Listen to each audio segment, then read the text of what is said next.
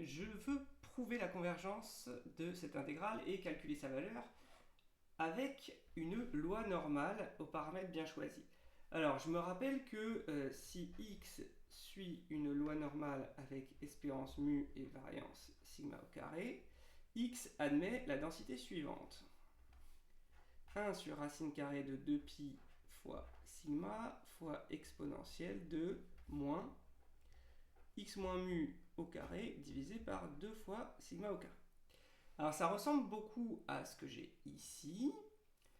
Il y aurait ce facteur-là à identifier. Et puis dans l'exponentielle, si je prends mu égale à 0, et si je prends sigma de telle sorte que 2 sigma carré fasse 1, donc on veut sigma égale 1 sur racine carrée de 2, on obtient exponentielle de moins x carré. Donc on y va pour mu égale à 0 et sigma égale 1 sur racine de 2. Alors du coup, racine de 2pi fois 1 sur racine de 2, j'obtiens 1 sur racine carrée de pi fois exponentielle de moins x carré. Du coup, mon intégrale à un facteur racine de pi près, c'est l'intégrale de x carré fois la densité. Puisque l'exponentielle de moins x carré, c'est racine de pi fois la densité identifiée au-dessus. Donc j'obtiens ça, x carré fois racine de pi fois fx de x dx. Ok, alors là, je reconnais en fait, avec le théorème de transfert, l'espérance de racine carrée de pi fois x carré. Et grand X admet un moment d'ordre 2, puisqu'elle suit une loi normale. Donc l'espérance de grand X carré racine de pi existe. Et donc l'intégrale converge.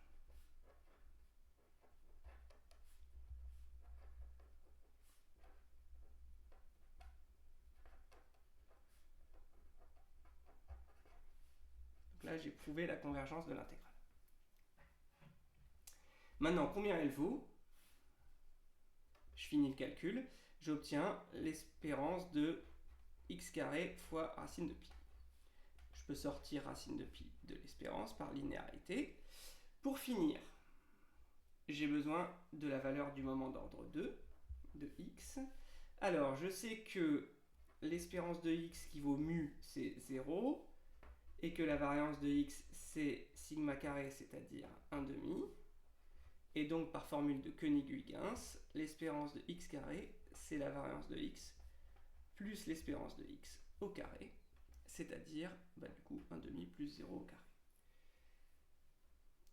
Et donc, l'intégrale qui m'intéressait au début vaut racine de pi fois 1 demi, c'est-à-dire racine de pi sur 2.